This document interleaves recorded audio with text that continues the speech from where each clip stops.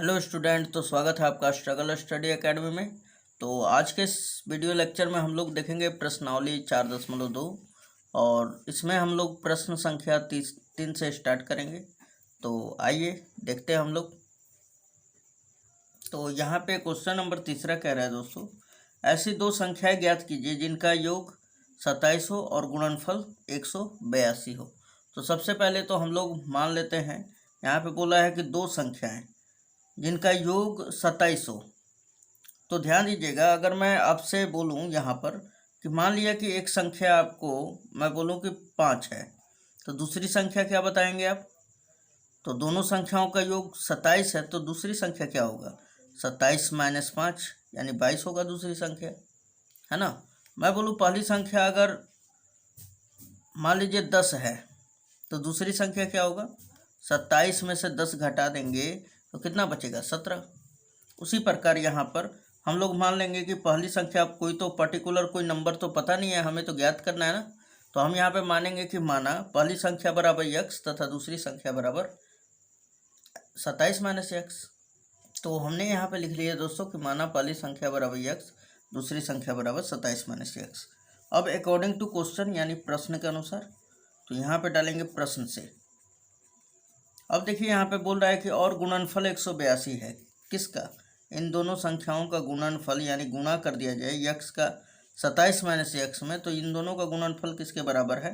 तो यहाँ पे दिया है 182 के। तो यहाँ पे हम लोग लिख लेंगे, यानी x का गुणा करना है किसमें? 27 - x में। तो इन दोनों का गुणनफल जो है किसके बराबर होगा? 182 के, है ना। अब यहाँ पे ध्यान दीजिएगा थोड़ा सा, x का 27 में गुणा करेंगे तो ये हो जाएगा 27x, फिर x का -x में करेंगे तो ये हो जाएगा -x² = 182, है ना। इन दोनों को इधर भेज देते हैं, तो जब x² माइनस में उधर जाएगा तो प्लस में हो जाएगा। सो ये हो गया x²।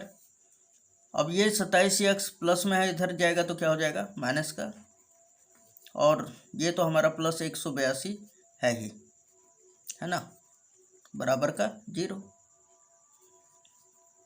अब थोड़ा सा ध्यान दे दिया जाए दोस्तों यहाँ पर, तो अब क्या करना होता है? इसका गुणा इसमें किया जाता है। तो यहाँ पे साइड में अगर मैं बताऊँ, x² का 182 में गुणा करेंगे तो 182 x², है ना। तो बीच वाले को ऐसा तोड़ना है कि जोड़े ये घटाए तो -27x और गुणा कर दे तो 182 x² आ जाए, है ना।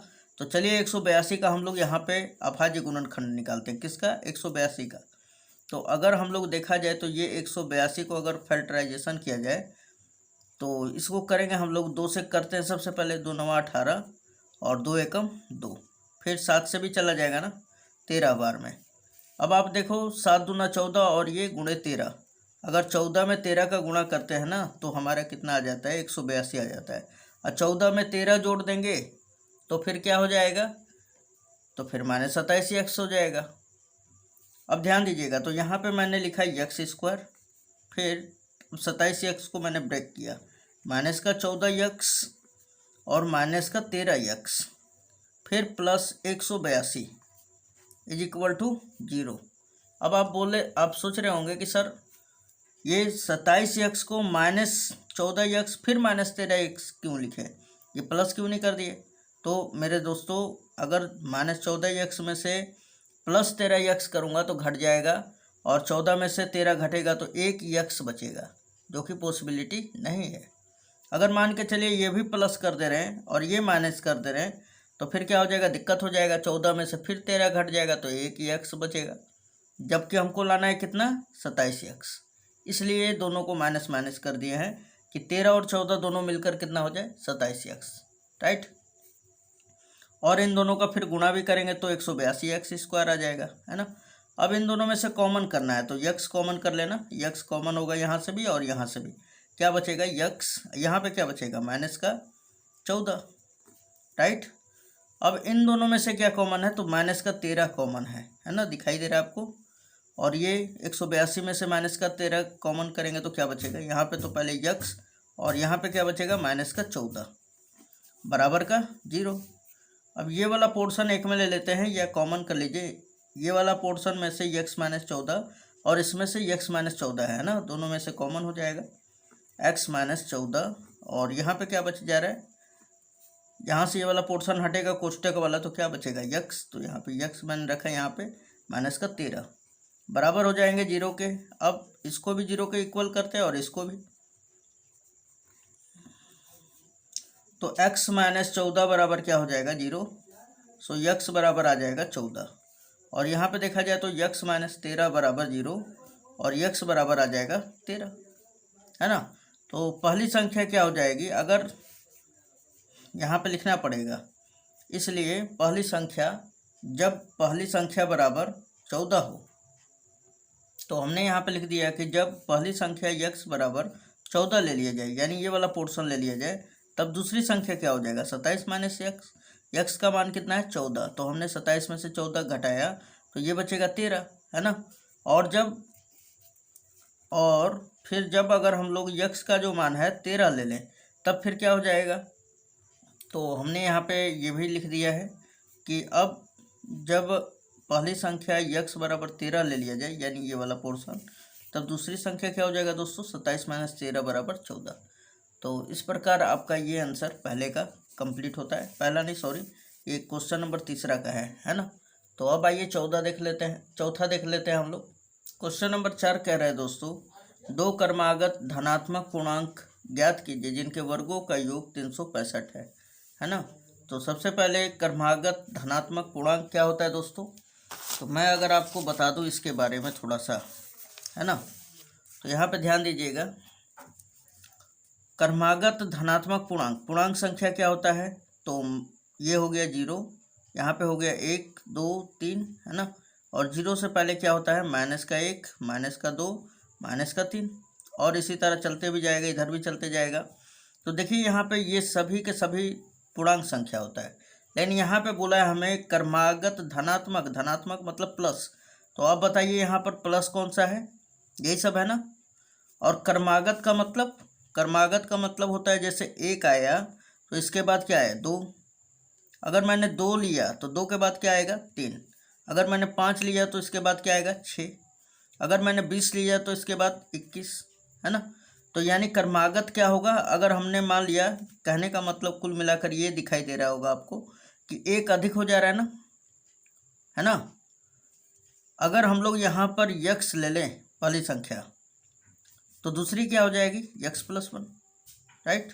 तो वही हम लोग मानेंगे यहाँ पे, माना पहली पूर्णांक संख्या बराबर x तथा दूसरी पूर्णांक संख्या बराबर x प्लस 1, है ना। तो हमने यहाँ पे लिख लिया दोस्तों कि माना पहली पूर्णांक संख्या x है और तथा दूसरी पूर्णांक संख्या क्या है x प्लस 1, राइट। अब यहाँ पे ध्यान दीजिएगा, बोल रहा है कि जिनके वर्गों का योग, किनके, तो पहली संख्या और दूसरी संख्या का वर्ग करके, वर्ग मतलब स्क्वायर करके, है ना। पहली संख्या क्या है x, इसका वर्ग कर देंगे तो x स्क्वायर हो जाएगा, और दूसरी संख्या क्या है हमारा x प्लस 1, ये हमारा x प्लस 1 हो गया, इसका भी वर्ग कर दे रहे हैं हम लोग। बोल रहा है कि वर्गों का योग का क्या अर्थ होता है प्लस, है ना। कितना हो जाए 365, इन दोनों को जोड़ देने के बाद रिजल्ट जो होता है वो 365 आ जाता है। तो समझ पा रहे होंगे। अब इसे आगे हल कर लेते हैं, है ना। तो क्या बोला है लास्ट में ज्ञात करने के लिए, शुरू में ही बोलते हैं दो क्रमागत धनात्मक पूर्णांक ज्ञात कीजिए, है ना। यानी x और x प्लस 1 दोनों का मान ज्ञात करना है आपको।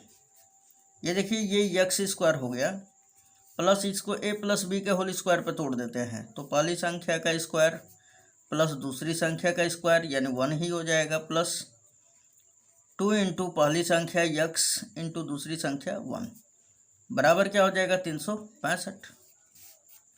x स्क्वायर हो जाएगा 2x स्क्वायर, और प्लस 2 में x का गुणा होगा तो 2x, 365 प्लस में इधर आएगा तो माइनस में, ये प्लस 1 है, माइनस का 365 बराबर क्या हो जाएगा दोस्तों 0।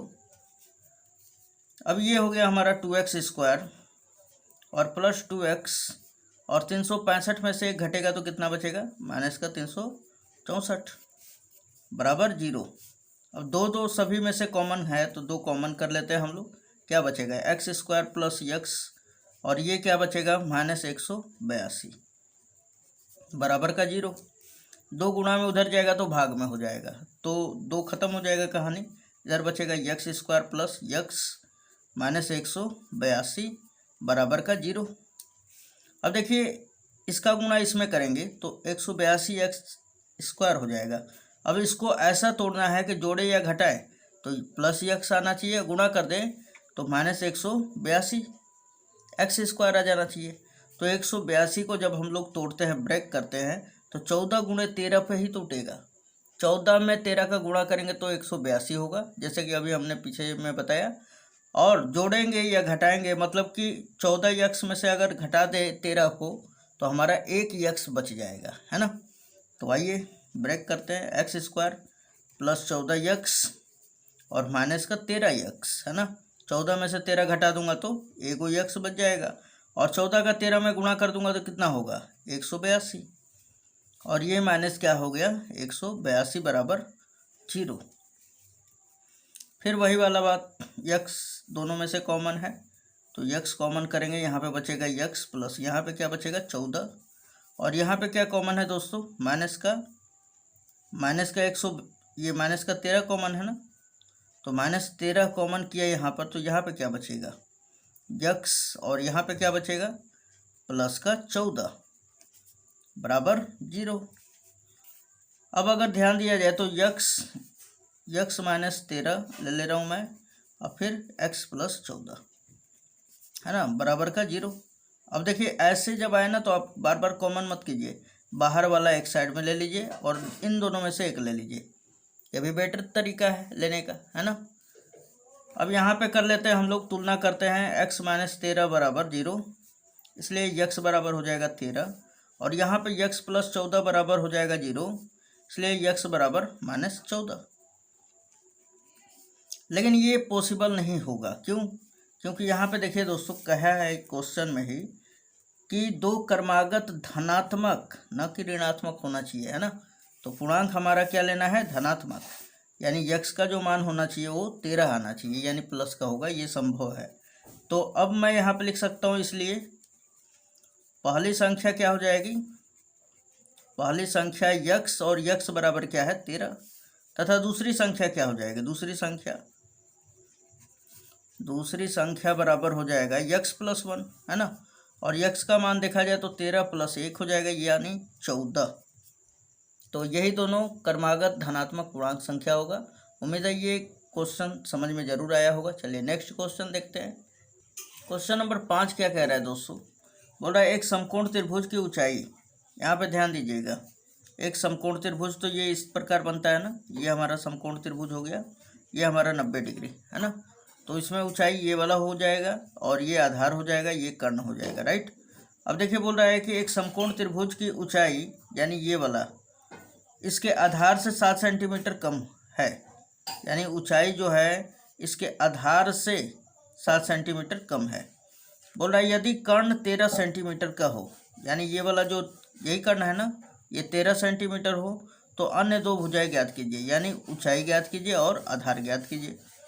तो ध्यान दीजिएगा, यहाँ पे बोल रहा है कि ऊंचाई इसके आधार से, कहने का मतलब ऊंचाई जो है ना डिपेंड कर रहा है आधार पे। अब आधार आपको अगर पता हो तो ऊंचाई निकाल लेंगे ना। तो मैं बोलूँ कि अगर आधार जो है इस समकोण त्रिभुज का यक्स हो, तब ऊंचाई क्या होगा, बोल रहा है आधार से 7 सेंटीमीटर कम है, कौन ऊंचाई, ये वाला पोर्शन, यानी यक्स माइनस 7 हो जाएगा। अगर मैं बोलूँ आधार 25 है, तो मैं बोलूँ ऊंचाई कितना है, तो इससे 7 सेंटीमीटर कम है ये वाला, तो 25 में से 7 घटेगा तो कितना बचेगा दोस्तों 18, तो यानी ये हो जाएगा 18 सेंटीमीटर। लेकिन ये वैल्यू जो है रियलिटी नहीं है, हमें पता ही नहीं है आधार कितना है, तो हमने मान लिया कि यक्स है उसका आधार, एक्स सेंटीमीटर हो चाहे मीटर हो सेंटीमीटर, तब इसका ऊंचाई क्या हो जाएगा यक्स माइनस 7। तो सबसे पहले हमारा क्या मान सकते हैं यहाँ पर कि माना त्रिभुज के, चाहे समकोण त्रिभुज की आधार क्या है यक्स, तब ऊंचाई क्या हो जाएगा यक्स माइनस 7, और तथा कर्ण बराबर हमारा दिया हुआ है 13 सेंटीमीटर, राइट। तो यहाँ पे हमने लिख लिया दोस्तों कि माना समकोण त्रिभुज का आधार बराबर यक्स सेंटीमीटर, तब ऊंचाई क्या हो जाएगा यक्स माइनस 7 सेंटीमीटर, और कर्ण क्या दिया हुआ है 13 सेंटीमीटर, राइट। तो आइए अब हम लोग आगे करते हैं इसका, है ना। तो आप क्या जानते हैं यहाँ पर लिखेंगे यहाँ पे, इसलिए पाइथागोरस प्रमेय से, इसलिए पाइथागोरस प्रमेय से, राइट, लिख लेंगे ना आप। तो क्या होता है हमारा कर्ण का स्क्वायर बराबर लंब का स्क्वायर प्लस आधार का स्क्वायर, राइट। कर्ण का मान कितना दिया हुआ है दोस्तों 13, यहाँ पे करेंगे 13 का स्क्वायर बराबर लंब का मान कितना दिया हुआ है, लंब का मान तो हमारा ऊंचाई को ही लंब कहा जाता है ना, यक्स माइनस 7, यहाँ पे लिख देंगे एक्स माइनस 7 का होल स्क्वायर, और प्लस आधार कितना दिया हुआ है यक्स, यहाँ पे रखेंगे यक्स का होल यक्स का स्क्वायर, है ना। 13 का स्क्वायर हो जाएगा 169, और ये ए माइनस बी का होल स्क्वायर पे तोड़ेंगे तो ये पहली संख्या का स्क्वायर प्लस दूसरी संख्या का स्क्वायर यानी 7 का स्क्वायर क्या होगा 49, और माइनस 2 इंटू पहली संख्या, तो हमने यहाँ पे लिख लिया दोस्तों माइनस का 14 यक्स, राइट। अब देखिए ये प्लस का यक्स स्क्वायर, अब कैसे हुआ ये माइनस 14 यक्स, तो मैंने बोला यहाँ पे -2, ए का मान है यक्स और बी का मान है 7, तो 7 दूना 14 यक्स हो जाएगा, राइट। अब यहाँ पे ध्यान दीजिएगा, ये पहले तो देखा जाए तो यक्स और यक्स स्क्वायर कितना हो जाएगा हमारा, तो 2x स्क्वायर, राइट। उसके बाद ये माइनस का 14 यक्स लिख दे रहा हूँ मैं, और ये प्लस 49 है, और ये 169 प्लस का इधर आएगा तो माइनस का, तो 169 में से 49 घटेगा तो 9 में से 9 घटेगा तो 0, है ना। फिर 6 में से 4 घटेगा तो 2, और फिर यहाँ पर कितना बच जाएगा आपका, तो यहाँ पे 1 बच जाएगा ना, तो ये हमने लिखा 1, और ये कैसा बचेगा तो माइनस का, बराबर हो जाएगा 0 के। अब दोनों में से देखिए आप, ये इधर लेके आ गए तो इधर 0 बच गया है, दोनों में से 2 कॉमन है, कॉमन करके उधर भेज देंगे, तो या हम लोग यहाँ पे लिख सकते हैं x square minus 7x minus 60 बराबर का क्या हो जाएगा 0, राइट। अब ध्यान दीजिएगा, इसका गुणा इसमें करते हैं और इसको तोड़ेंगे बीच वाले को, तो अगर हम लोग यहाँ पे ध्यान से देखें तो यक्स स्क्वायर का -60 में करेंगे तो माइनस का 60 यक्स स्क्वायर, इसको तोड़ते हैं हम लोग तो 12 25 60 पे टूट जाएगा ना, तो इसे तोड़ लेते हैं एक्स स्क्वायर माइनस का 12 यक्स, और ये प्लस का 5 यक्स करेंगे तभी तो 12 में से 5 घटेगा तो 7 बचेगा, और ये माइनस का 60 बराबर हो गया 0 के। इन दोनों में से कॉमन करते हैं दोस्तों, यक्स कॉमन है तो ये यक्स माइनस यहाँ पे क्या बचेगा 12, राइट। इन दोनों में से क्या कॉमन है प्लस का 5, यहाँ पे क्या बचेगा यक्स, यहाँ पे भी -12 इज इक्वल टू 0। अब ध्यान दीजिएगा, ये और ये वाला बाहर वाला ले लीजिए एक संग में, और फिर इन दोनों में से एक ले लेते हैं, बात वही है, कॉमन कर लीजिए, राइट, ये बराबर 0। अब यहाँ पे देखा जाए तो यक्स प्लस 5 जो है 0 के इक्वल कर लेंगे हम लोग, तो यक्स बराबर माइनस का 5, और यहाँ पे एक्स माइनस 12 बराबर 0, सो यक्स इज इक्वल टू 12। अब देखा जाए यहाँ पे दोस्तों तो आधार हमारा क्या है यक्स, और कभी भी किसी भी त्रिभुज का आधार जो है माइनस में नहीं हो सकता, मतलब x is equal to not -5, तो यक्स बराबर क्या होगा 12, तो हम यहाँ पे बोल सकते हैं, इसलिए आधार बराबर क्या हो जाएगा यक्स, और यक्स बराबर 12 आया है। अब ऊंचाई हमें ज्ञात करना है ना, ऊंचाई, तो ऊंचाई क्या था हमारा, यहाँ पे देख सकते हैं यक्स -7 था, ये ऊंचाई हमारा क्या है यक्स -7, तो यहाँ पर रखेंगे एक्स -7, और यक्स का मान कितना है 12 -7 यानी 5, है ना, सेंटीमीटर, और ये भी सेंटीमीटर, तो ये आपका आंसर हो जाता है 5वां क्वेश्चन का। चलिए 6वां देख लेते हैं। यहाँ पे देखिए दोस्तों, क्वेश्चन नंबर 6 बोल रहा है, एक कुटीर उद्योग यानी कंपनी है एक, है ना, एक दिन में कुछ बर्तनों का निर्माण करता है, यानी छोटा मोटा मान लीजिए कि बनाने वाला बर्तन है, वहाँ पे क्या करता है कुछ बर्तनों का निर्माण करता है यानी बनाता है। एक विशेष दिन यह देखा गया कि प्रत्येक नग का निर्माण प्रत्येक नग की निर्माण लागत रुपए में उस दिन के निर्माण किए गए बर्तनों की संख्या के दुगुने से 3 अधिक थी। तो आपने क्वेश्चन संख्या इसी पर बिल्कुल उदाहरण क्वेश्चन 2 में हमने उदाहरण 1 का सभी प्रश्न कराया था, उसमें दूसरा प्रश्न जो है एकदम बिल्कुल इसी की तरह है ना। तो आगे देखते हैं यहाँ पर क्या बोल रहा है कि प्रत्येक नग के निर्माण का जो लागत है उस दिन के निर्माण किए गए बर्तनों की संख्या के दोगुने से 3 अधिक थी, है ना। यदि उस दिन का कुल निर्माण लागत 90 रुपया थी तो निर्मित बर्तनों की संख्या और प्रत्येक नग की लागत ज्ञात कीजिए। तो सबसे पहले तो यहाँ पे ध्यान दीजिएगा दोस्तों, उस दिन जो निर्माण किए गए बर्तनों की संख्या है वो मान लेते हैं हम लोग यक्स। यहाँ पे यक्स से भी मानने से पहले ये देखिए आप, हम बोले अगर आपको थोड़ा सा एग्जांपल लेके कि मान लिया कि मैंने एक दिन 12 बर्तन बनाया। कितना बर्तन? 12 बर्तन। और प्रत्येक बर्तन का, ये प्रत्येक नग मतलब प्रत्येक बर्तन का, है ना। एक बर्तन का जो लागत है वो हमने बोला कि 5 रुपया है। कितना रुपया है? 5 रुपया। मैं बोलूँ कि सभी बर्तन का कुल लागत कितना होगा, तो आप क्या बताएंगे? 12 में 5 का गुणा कर देंगे। जब एक का 5 रुपया तो 12 का 12 पच्चीस 60 रुपया।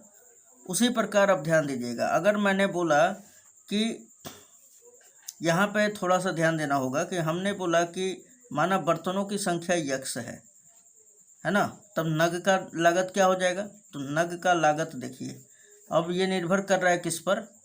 तो नग का प्रत्येक यानी हर एक नग का निर्माण लागत उस दिन के निर्माण किए गए बर्तन क्या हमने निर्माण किया है? यक्स।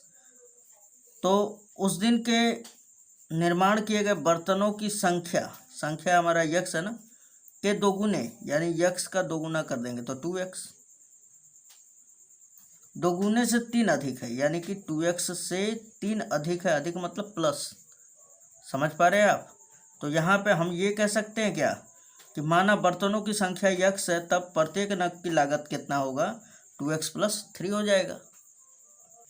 तो यहाँ पे हमने लिख लिया दोस्तों कि माना बर्तनों की संख्या यक्स है, तब प्रत्येक नग की लागत क्या हो जाएगा? 2x + 3, यानी बर्तनों की संख्या के दोगुने से 3 अधिक है, राइट। अब यहाँ पे देखिए अकॉर्डिंग टू क्वेश्चन, यहाँ पे लिखेंगे प्रश्न के अनुसार, इसलिए प्रश्न से। अब प्रश्न से आगे क्या कह रहा है दोस्तों? बोल रहा है यदि उस दिन के कुल निर्माण लागत 90 रुपया लगा हो, यानी उस दिन बनाने में जो बर्तन है उसका जो लागत है 90 रुपया हो, तब फिर निर्मित बर्तनों की संख्या अर्थात यक्स और प्रत्येक नग की लागत ज्ञात करना है। तो अब ध्यान दीजिएगा, उस दिन बर्तन निर्माण किए गए यक्स, मैंने क्या बोला? अगर 12 बर्तन हो और एक बर्तन का दाम 5 रुपया हो तो 12 बर्तनों का, तो आप 12 में 5 का गुणा करेंगे। उसी प्रकार बर्तन की संख्या यहाँ पे यक्स है, 12 के जगह पे क्या है? यक्स है। और प्रत्येक बर्तन का जो लागत है वो 2x + 3 है। तो इन दोनों का गुणा कर देंगे तो हमें किसके बराबर मिलेगा? 90 के बराबर, क्योंकि वो बोला है कि इन दोनों का गुणा करने के बाद 90 रुपया दिया है। तो यहाँ पे करेंगे according to question, x × 2x + 3, इन दोनों का गुणा करने के पश्चात कितना मिल रहा है? 90। यक्स का 2x में कर लेते हैं तो ये हो जाता है 2x², यक्स का 3 में कर लेते हैं तो +3x, और ये प्लस का इधर आया तो माइनस का 90 बराबर हो जाएगा 0 के। 2x² का इसमें गुणा करेंगे तो 180x² हो जाएगा। इसको आपको तोड़ना है दोस्तों, तो किस फॉर्म पे तोड़ेंगे? तो अगर आप 180 का अभाज्य गुणनखंड निकालते हैं तो ये होता है 2x² + 15x, और इसमें से 12x अगर घटा दे तो बच जाएगा 3x, और 15 का 12 में गुणा कर दे तो 180x² भी आ जाएगा। ये हमारा माइनस का 90, राइट, बराबर 0। अब इन दोनों में से कॉमन करना है तो यक्स कॉमन कीजिए, यहाँ पे बचेगा 2x और यहाँ पे +15, और इन दोनों में से क्या कॉमन करेंगे दोस्तों? क्या क्या कॉमन है बता सकते हैं आप? तो यहाँ से भी 3 है, -3 यहाँ पे भी है और यहाँ पे भी है, तो माइनस का 3 कॉमन करते हैं तो यहाँ पे बचेगा 4x प्लस का हो जाएगा, और ये क्या हो जाएगा? 3 कॉमन करेंगे तो 15 या 45 यानी प्लस का 15 बच जाएगा, राइट, बराबर 0। अब इसको और इसको एक में रख लेते हैं, x-3 और एक रख लेते हैं हम लोग 2x + 15 बराबर 0 हो जाएगा सारा, राइट। अब देखिए यहाँ पे x-3 को 0 के इक्वल करेंगे तो x का मान जो है 3 मिल जाएगा और यहाँ पे 2x + 15 बराबर 0 हो जाएगा, तो 2x बराबर हो जाएगा -15 और x बराबर अगर निकालना चाहें हम लोग तो x बराबर हो जाएगा 2 गुणा में उधर गया तो भाग में, तो x बराबर हो जाएगा -15/2, है ना, जो कि पॉसिबल नहीं है। कभी भी बर्तनों की संख्या फ्रैक्शन रूप में नहीं आ सकता, यानी भिन्न रूप में नहीं आ सकता, पॉइंट रूप में। इसे कट करेंगे तो -7.5 होगा, जबकि अब देखो कभी आप बर्तन लेने गए होंगे तो कभी भी माइनस में नहीं होता है पहले तो ये, राइट। अब पॉइंट में भी नहीं होता बर्तन की संख्या, तो यानी x = 3 हमारा पॉसिबल है। तो इसलिए हमें x का ही मान तो निकालना मेन था, है ना। इसलिए बर्तनों की संख्या बराबर क्या हो जाएगा, बर्तनों की संख्या बराबर x हमने माना था और x का मान कितना आया है 3, राइट, यानी 3 बर्तन थे। और नग का लागत क्या हो जाएगा, प्रत्येक नग का लागत बराबर क्या माने थे हमने 2x + 3 और x का मान धर देना है 3 + 3, यानी 3 दूना 6, 3 9 हो जाएगा, यानी 9 रुपया हो जाएगा, राइट। तो उम्मीद है ये वीडियो लेक्चर आपको ज़रूर समझ में आया होगा। मिलते हैं नेक्स्ट वीडियो में दोस्तों। अगर हाँ सभी वीडियो देखना है तो लिंक डिस्क्रिप्शन में दिया हुआ है, वहाँ पे आप जाकर और सभी वीडियो का प्रिपरेशन कर सकते हैं। वहाँ पे केमिस्ट्री, फिजिक्स सभी कुछ डाला जा रहा है। तो मिलते हैं नेक्स्ट वीडियो।